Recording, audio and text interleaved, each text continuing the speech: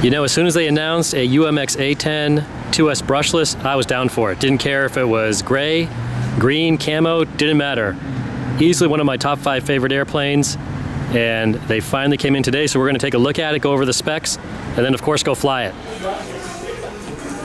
That looks cool. Oh, it's got a pilot.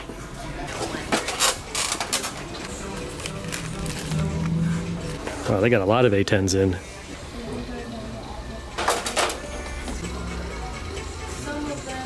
I grew up outside of Boston near Hanscom Air Force Base, and we used to see these things flying over quite a bit, and of course went to all the air shows when they had them, and just such an amazing airplane. It's been a favorite of mine for a long, long time. If you ever get the chance to check out one of these in person, I definitely recommend it. The Gatling gun alone is quite impressive. These are ground attack airplanes. They're basically flying tanks designed to destroy difficult targets, and it's something you don't want to have coming after you.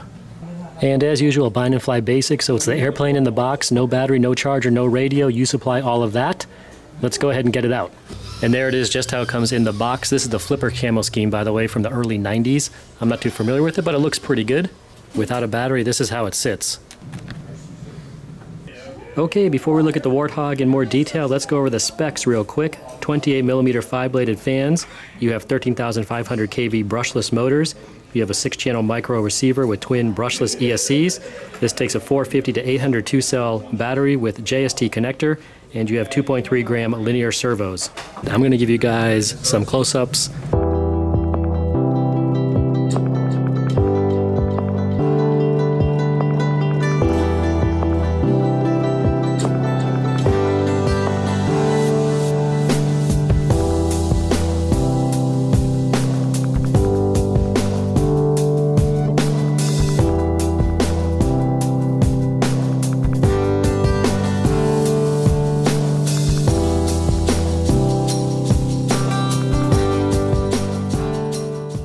The foam on this one looks really good.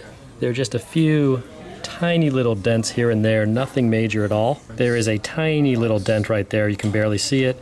And there's a few other small ones here and there, but overall the quality looks good. You have to expect a few minor scuffs when you take these out of the box. They never come out quite perfect, but overall, very nice looking airplane. The Gatling gun in the front and the entire front nose cone is plastic. Just want to give you guys a close-up of this canopy and cockpit with the pilot in there. And of course there is an instruction manual, and in the radio setup they do recommend dual rates and also a small amount of expo. The canopy is held on with magnets in the front and a little tab in the back, and you can see this battery compartment is pretty big. That's the 2-cell 950 milliamp pack. The Velcro is right behind it there, you can see it, so that's where they want you to put it for the CG to be 34 to 36 millimeters from the leading edge, but you've got plenty of room to move it forward or backwards, so I'm definitely going to check that and make sure that I'm in the right range. And of course that front nose wheel is steerable.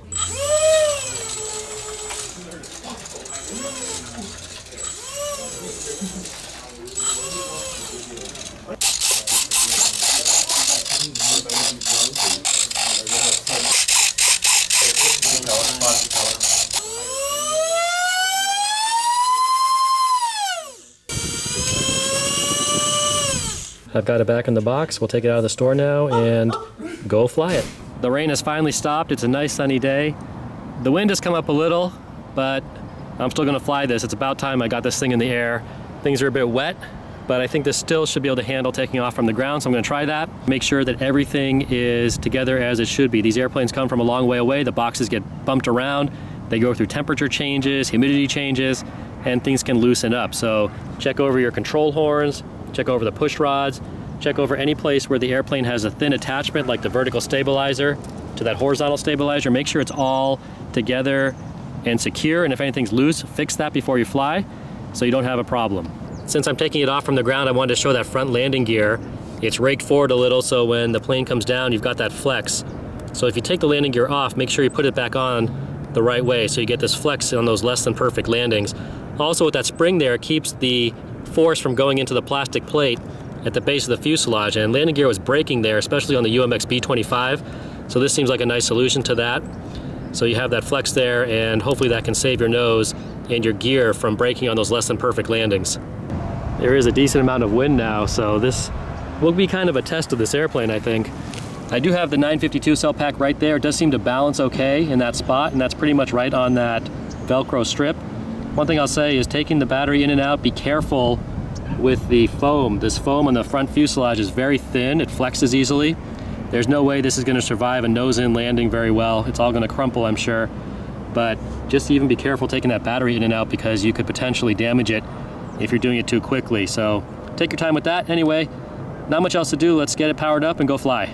I've got the timer set for 6 minutes, so I'll get that beep at 5 minutes and taking off at low rates.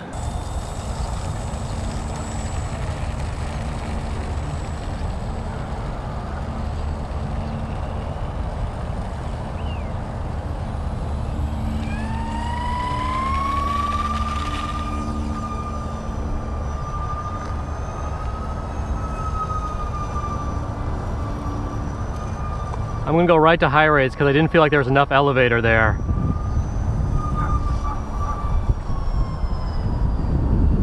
It was getting low, nose down, and did not have a lot of up control, so seems to be better with high rates.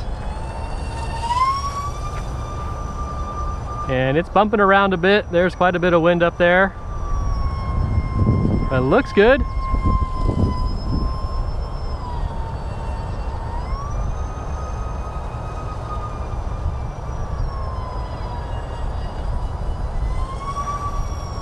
And this is not normally how much wind I'd want to fly a plane like this in, but I'm just tired of waiting.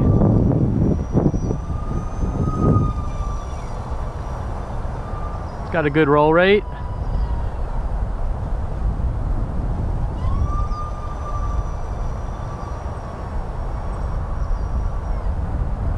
And I'm gliding it right now. I don't feel like it needs much trim. It actually might be just a touch nose heavy. Dropping the nose just a little. It's just, yeah, just a tiny bit nose heavy, but not bad. So even with that battery back there, I could probably move it back a little more.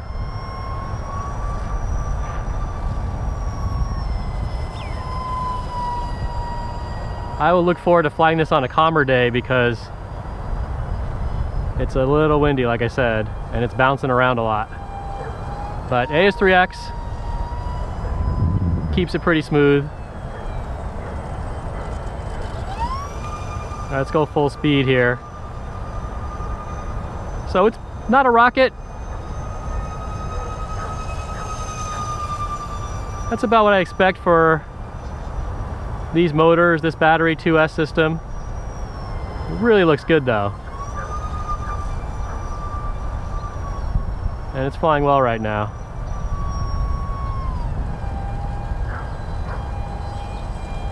Perhaps you'll get a little more speed, take the landing gear off. It may not be that much noticeable though.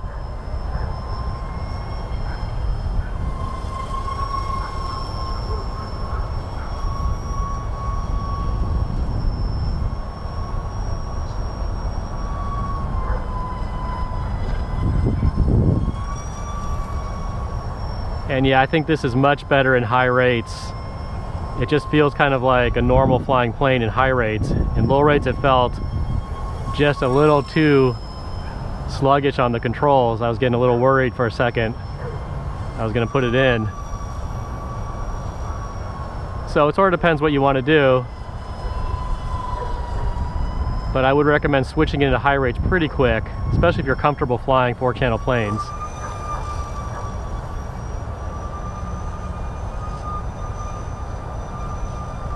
Nice airplane though.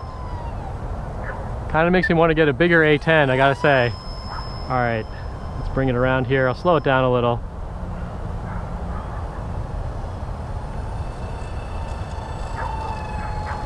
There it is. You can fly this in a pretty tight space.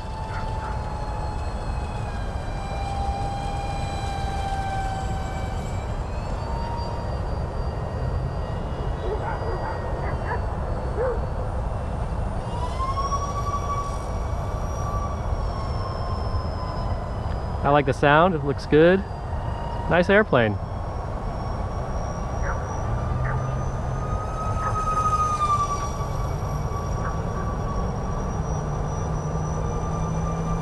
Actually, the wind's gone down a little at the moment, and now it's not bumping around so much. It makes a big difference. Now I feel I can get it a little bit lower. It looks better, it's smoother. So, if you don't like flying in wind, wait for a calm day.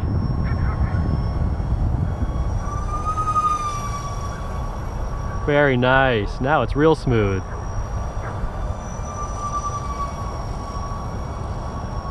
And again, this is all high rates now, or just 100% rates basically. And it's got that 10% expo on it, just a little expo per the manual. So I haven't done anything different than the manual.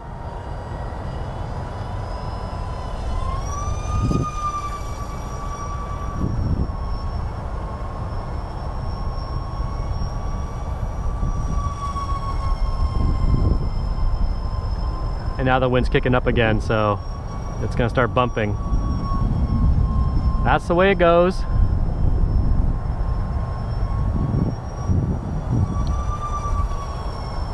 I think I'm at 5 minutes now. I heard the click, so I'm gonna bring it in for a landing.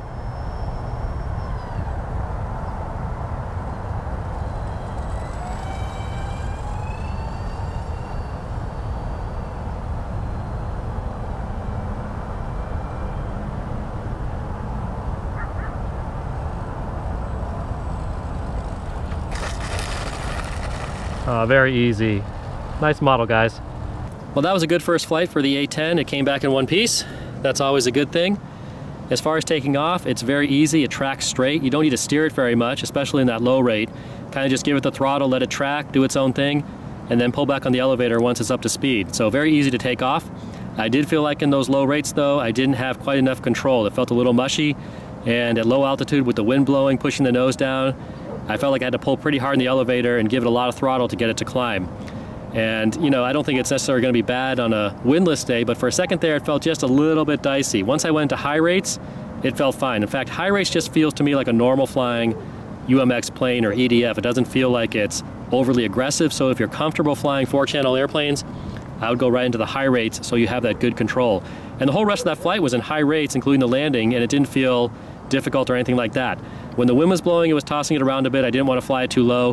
When the wind came down for that little bit of the flight, it was really nice. And actually, I got the plane low. It was very smooth, tracks well, and looks great. So in low wind, this thing is going to be awesome. In high wind, it's definitely flyable because of the AS3X, but it's going to be a little bit more work. You might want to keep a little more altitude with it. But overall, pretty happy with that flight. Look forward to a bunch more. Thanks for watching, guys. Any questions or comments, please post below, and I'll see you next time.